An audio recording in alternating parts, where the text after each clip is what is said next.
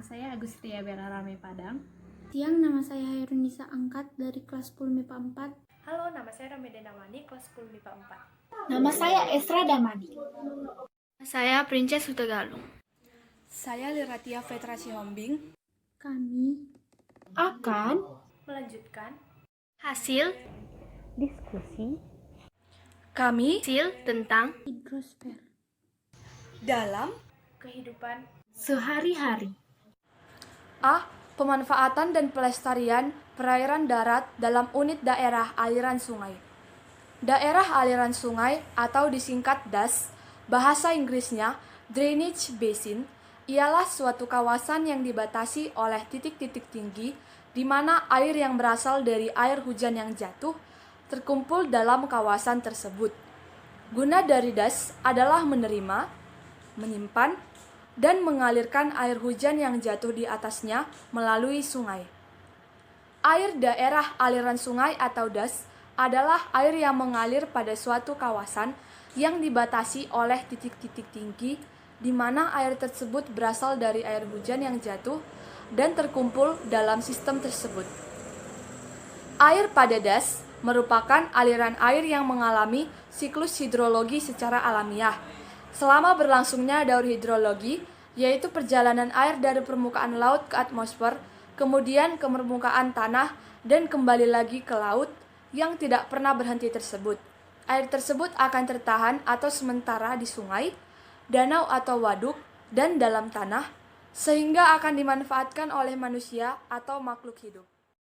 Ini adalah gambar dari daerah aliran sungai ataupun bagian-bagian dari DAS. Dan ini adalah gambar Lairunun, Kabupaten Dairi, Sidikalang, salah satu contoh dari daerah aliran sungai atau DAS.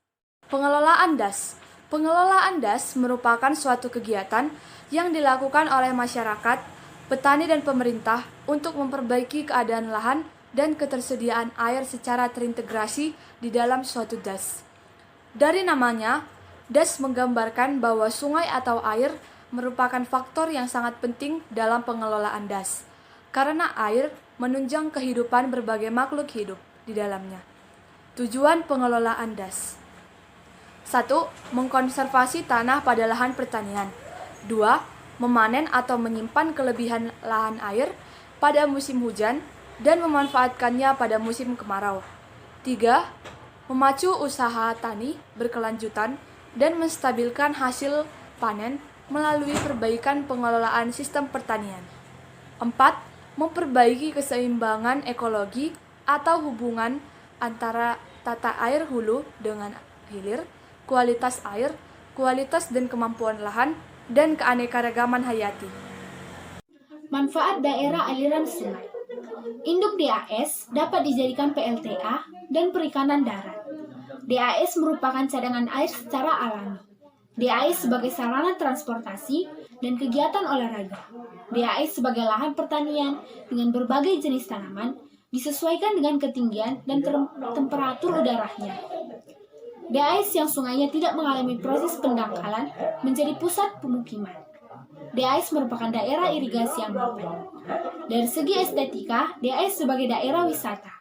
DAS tengah dan DAS hilir di daerah pegunungan rendah dan dataran rendah, pantai umumnya bertanah aluvial. Fungsi daerah aliran sungai yang pertama, mengairi air. 2. Menyangka kejadian puncak hujan. 3. Melepas air secara bertahap. 4. Memelihara kualitas air. 5. Mengurangi pembuangan massa seperti tanah longsor. Batasan-batasan DAS berdasarkan fungsinya. 1. DAS bagian hulu didasarkan pada fungsi kompensasi yang dikelola untuk mempertahankan kondisi lingkungan DAS agar tidak terdegradasi, antara lain dapat diindikasikan dari kondisi tutupan vegetasi lahan DAS, kualitas air, kemampuan menyimpan air atau debit, dan curah hujan. DAS bagian tengah berdasarkan pada fungsi pemanfaatan air sungai yang dikelola untuk dapat memberikan manfaat bagi kepentingan sosial dan ekonomi. Antara lain dapat diindikasikan dari kualitas air, kuantitas air, kemampuan menyalurkan air, dan ketinggian muka air tanah, serta terkait pada prasarana pengairan seperti pengelolaan sungai, waduk, dan danau. DAS bagian hilir didasarkan pada fungsi pemanfaatan air sungai yang dikelola untuk dapat memberikan manfaat bagi kepentingan sosial dan ekonomi. Fungsi ini diindikasikan melalui kuantitas dan kualitas air, kemampuan menyalurkan air, ketinggian curah hujan, dan terkait untuk kebutuhan pertanian, air bersih, serta pengelolaan air limbah. Berikut gambar untuk letak bagian-bagian DAS. Yang pertama bagian hulu, lembah berbentuk V, bagian tengah, lembah berbentuk U, bagian lembah berbentuk U. Selain air permukaan, ada juga air tanah yang termasuk ke dalam jenis perairan permukaan bumi. Air tanah memiliki fungsinya tersendiri, begitu juga dengan manfaatnya. Air tanah itu air yang meresap ke dalam tanah, kemudian mengendap atau tinggal di lapisan batu pasir atau aquifer, bisa juga di sela-sela batuan. Terdapat dua lapisan pada air tanah, yaitu satu lapisan aquifer bebas. Lapisan ini dapat menampung dan meloloskan air. Untuk letaknya sendiri berada dekat permukaan tanah. Sumur-sumur yang dibuat di rumah-rumah mengambil air dari lapisan aquifer bebas, kira-kira antara 5-25 meter di bawah permukaan tanah letaknya. 2. Lapisan aquifer terikat. Lapisan ini terkurung oleh lapisan yang kedap air. Lapisan ini punya daerah imbunan yang lebih kecil dibandingkan lapisan aquifer bebas. Mata air munculnya dari lapisan aquifer tertekan yang disebabkan oleh tekanan statis dari muka air tertinggi. Manfaat air tanah, biasanya penduduk menggunakan air tanah untuk kepentingan rumah tangga, misalnya mencuci, memasak, mandi, dan lainnya. Kemudian, air tanah juga berfungsi sebagai irigasi pertanian dan juga sebagai keseimbangan ekosistem dalam tanah. Selain sungai, ada juga danau dan rawa sebagai jenis air permukaan. Gejala-gejala das yang rusak. A. Lahan pertanian di sekitar das tanahnya gundul, tandus, dan kritis. B. Di sekitar das menjadi tempat pemukiman penduduk yang padat. C. Air sungai meluap. D. Sering terjadi banjir.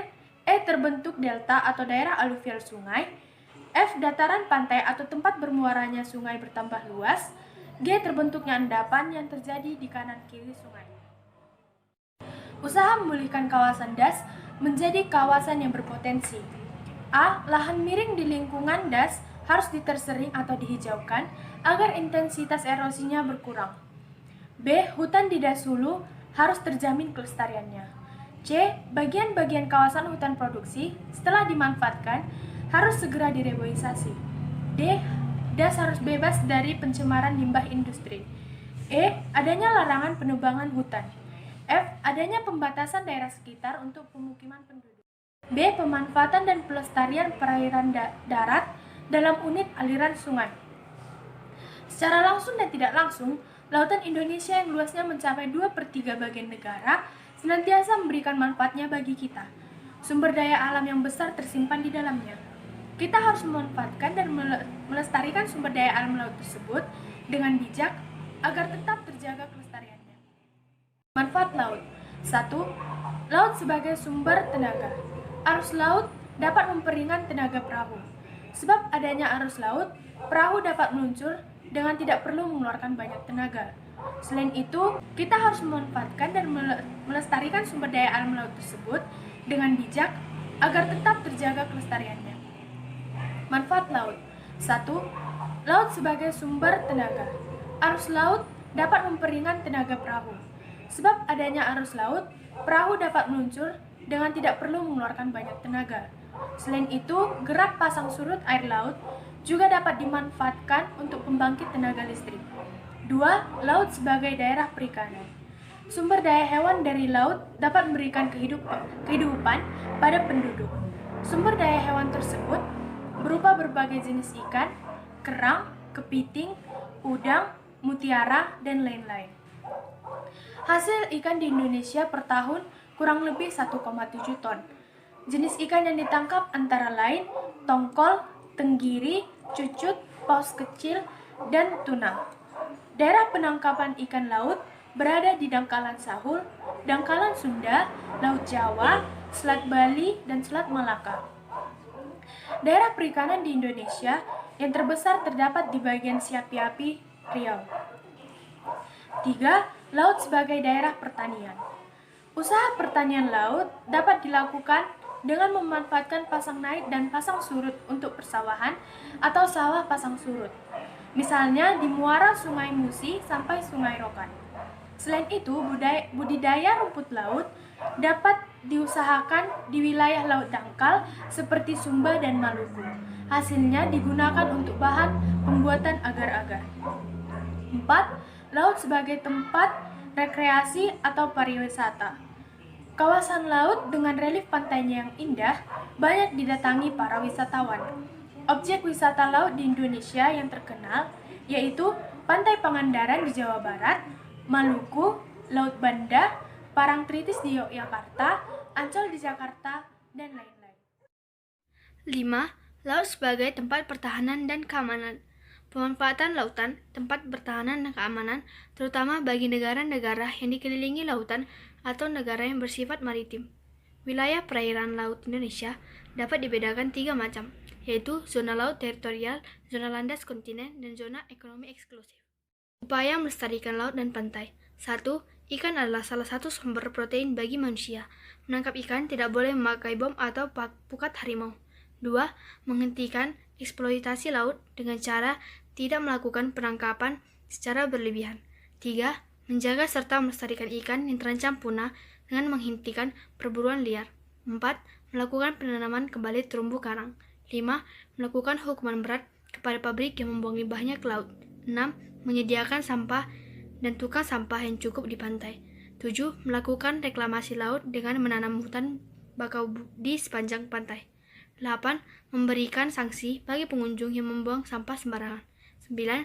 Memberikan himbauan dengan spanduk di sekitar pantai mengenai menjaga kebersihan pantai. 10. Membangun cagar alam di sekitar pantai. F. Balai Pengelolaan DAS dan Pusat Penelitian Oceanografi. 1. Badan Pengelolaan Daerah Aliran Sungai atau BPDAS. A. Kedudukan. Balai Pengelolaan Daerah Aliran Sungai dan Hutan Lindung adalah unit pelaksana teknis di bidang pengelolaan daerah aliran sungai dan hutan lindung yang berada di bawah dan bertanggung jawab kepada Direktur Jenderal Pengendalian Daerah Aliran Sungai dan Hutan Lindung. Badan Pengelolaan Daerah Aliran Sungai dan Hutan Lindung dipimpin oleh seorang kepala. B. Tugas BPDAS, BPDAS.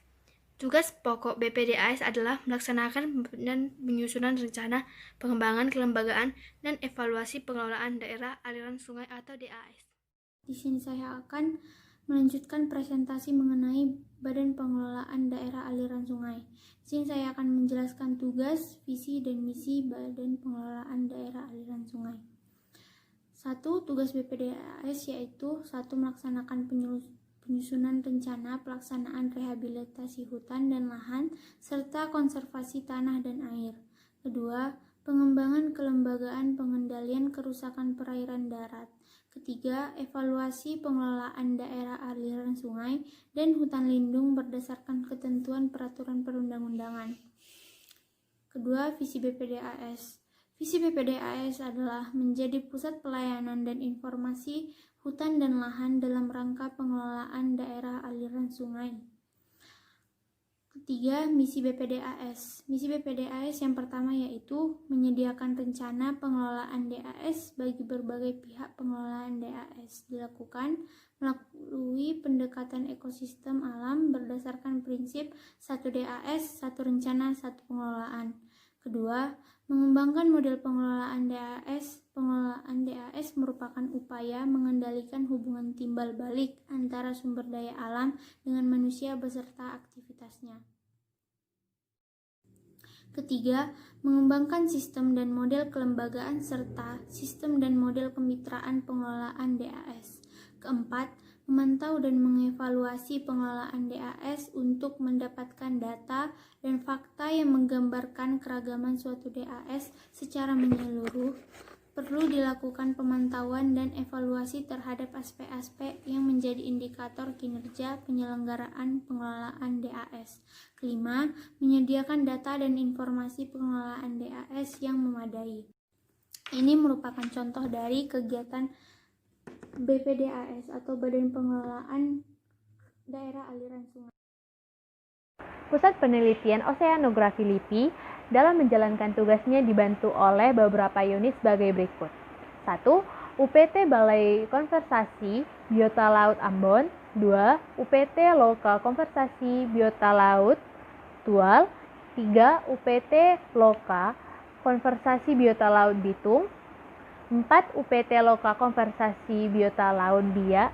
5. UPT Loka Pengembangan Bioindustri Laut Mataram, Lombok, dan NTB. 6. UPT Loka Pengembangan Sumber Daya Manusia Oseanografi Pulau Pari. Fungsi Pusat Penelitian Oseanografi 1. Penyiapan penelitian oseanografi. 2. Penyusunan pedoman pembinaan dan pemberian bimbingan teknis penelitian bidang oseanografi. 3. Penyusunan rencana program dan pelaksanaan penelitian bidang oseanografi. 4. Pemantauan pemanfaatan hasil penelitian bidang oseanografi. 5. Pelayanan jasa ilmu, pengetahuan dan teknologi bidang oseanografi. 6. Pelaksanaan urusan tata usaha. Tujuan Pusat Penelitian Oseanografi. Tujuannya adalah mencapai hasil yang optimal di bidang oseanografi guna memanfaatkan sumber daya perairan laut yang berkelanjutan untuk sebesar-besarnya kesejahteraan masyarakat dengan menggunakan ilmu pengetahuan dan teknologi. Visi dari Pusat Penelitian Oseanografi adalah menjadi salah satu pusat riset terbaik bidang oseanografi dan berkontribusi nyata di tingkat regional Asia Pasifik pada tahun 2025. Misi Pusat Penelitian Oseanografi adalah 1. Meningkatkan output riset oseanografi yang berkontribusi signifikan terhadap ilmu pengetahuan nyata dirasakan pemangku kepentingan dan berdampak besar bagi publik. 2. Meningkatkan pelayanan publik dalam bentuk penyediaan data dan informasi oseanografi yang akurat, tepat waktu, dan tepat guna. 3. Mendukung kelangsungan pemanfaatan sumber daya laut dan lingkungannya berbasis ilmu pengetahuan untuk kesejahteraan publik. Strategi Pusat Penelitian Oseanografi.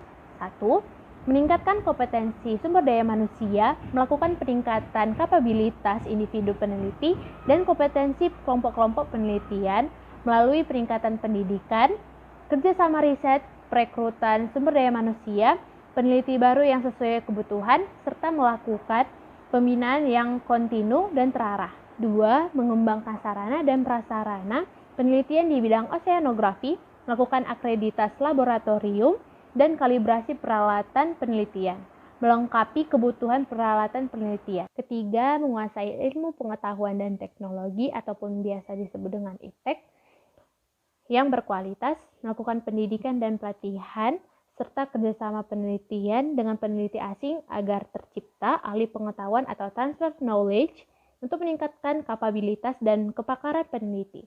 Selain itu, dibuat sistem agar proses regenerasi kepakaran dari peneliti senior ke peneliti junior dapat terlaksana dengan baik. 4. Merumuskan dan melaksanakan program penelitian yang kompetitif, membuat perencanaan kegiatan penelitian yang matang atau terarah dan terukur, sehingga dapat menjawab isu-isu kontribusi terhadap pengambilan kebijakan oleh pemerintah pusat maupun daerah, bermanfaat bagi masyarakat, industri, dan pemangku kepentingan lainnya. 5. Mengkaji hasil penelitian untuk menentukan kebijakan bidang oseanografi, melakukan pengujian dan validasi terhadap setiap hasil penelitian yang berupa data dasar, konsep, model, dan rekomendasi terkait isu-isu kelautan.